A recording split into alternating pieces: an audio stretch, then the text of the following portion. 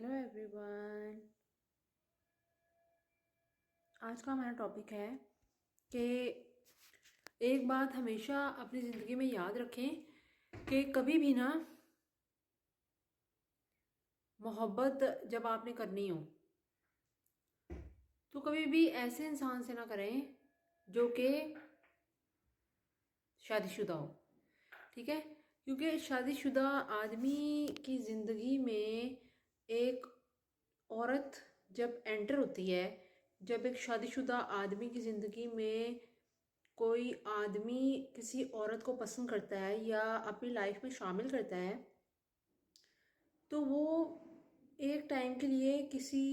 लड़की को देख के उसके साथ अफेयर तो कर लेता है, लेकिन वो जो उसका अफेयर होता है ना, वो तब तक ही होता है जब तक कि उसकी बेगम को पता नहीं लग जाता। मेजॉरिटी केसेस इस तरह के ही होते हैं कि जब तक उसकी बेगम को पता नहीं लग जाता वो आपके साथ अटैच रहेगा, लेकिन जैसे ही उसको पता लगेगा तो वो यही कहेगा ये कौन है, मैं इसको नहीं जानता, मतलब कि वो कोई आपको मकाम नहीं देगा। तो फिर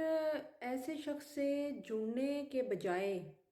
ये बात याद रखें अपनी लाइफ में कि ऐसे शख्स से जुड़ने के बजाय ना आप अपनी ज़िंदगी में ऐसे आदमी का इंतखाब करें जो कि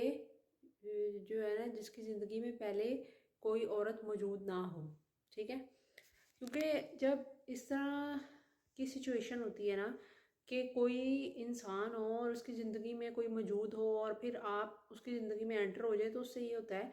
कि वो बाद में, लड़की तो सीरियस हो जाती है लेकिन बाद में फिर लड़कों का ये होता है कि अगर एक शादीशुदा मर्द है तो वो अपनी बीवी को कभी नहीं कहेगा कि तुम कौन हो, या जो है ना मैं तुम्हें नहीं जानता, वो उसे कभी भी नहीं कहेगा। लेकिन वो दूसरी लड़की को, चाहे उसके साथ कितने ही साल उससे क्यों ना गुजारे हों, वो ये ज़रूर कहेगा कि तुम कौन हो, मैं तो तुम्हें नहीं जानता, ये वो इस तरह की बातें ज़रूर करेगा। तो याद रखें कि इंसान की इज़्ज़त अपने हाथ में ही होती है। तो कभी भी ऐसे शख्स के साथ मोहब्बत के चक्कर में ना पड़े जो कि पहले से ही मैरिड हो, और चाहे वो जो मर्ज़ी कर ले, ऐसे शख्स के साथ जो है ना लाइफ में आगे बढ़ने का कोई सीन क्रिएट करे ही ना, क्योंकि जो शख्स अपनी बीवी से झूठ बोल सकता है वो फिर आगे किसी भी लड़की से झूठ बोल सकता है। तो फिर बात ये है कि और उसने फिर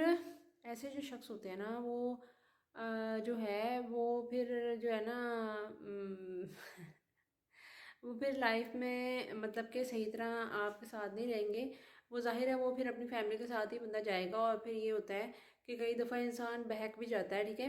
किसी भी वजह से, किसी भी रीज़न की वजह से। लेकिन बात यह है कि जो नेगेटिव चीज़ें होती हैं ना उनका अंजाम भी नेगेटिव ही होता है। बजाय कि अपने आप को तकलीफ़ देने के, बजाय कि अपने आप को किसी चीज़ में इन्वॉल्व करने के,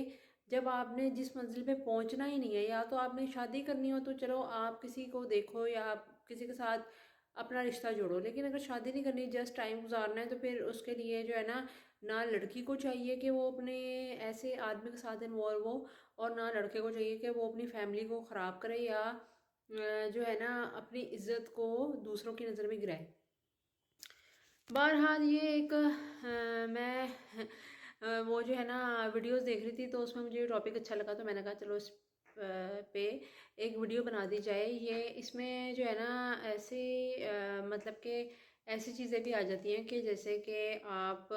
देखें लाइफ में कि नुकसान दोनों का ही होता है, जो जो इस मोहब्बत के अंदर इन्वॉल्व होता है। ठीक है ना, अगर लड़की इन्वॉल्व है तो लड़की का भी नुकसान होगा, और अगर लड़का इन्वॉल्व है तो उसको भी नुकसान होगा, उसकी इज्जत भी कम हो जाती है घर में। और दूसरी बात ये है कि इंसान को ये सोचना चाहिए जब वो मैरिड हो, तो उसे सोचना चाहिए पहले तो सोच समझ के करे, लेकिन अगर कोई पसंद है या कुछ ऐसा है तो उसके साथ फिर मैरिज की जाए, ना कि उसे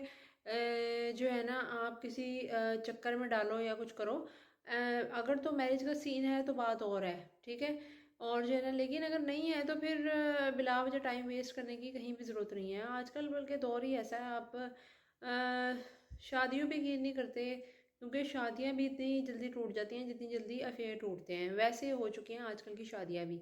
तो बहुत सोच समझ के करें, लेकिन जिसका ही आगे कोई मंजिल ही नज़र नहीं आ रही, जिसकी आगे नज़र ही नहीं आ रहा कि आगे को पता नहीं क्या होना है, मतलब क्या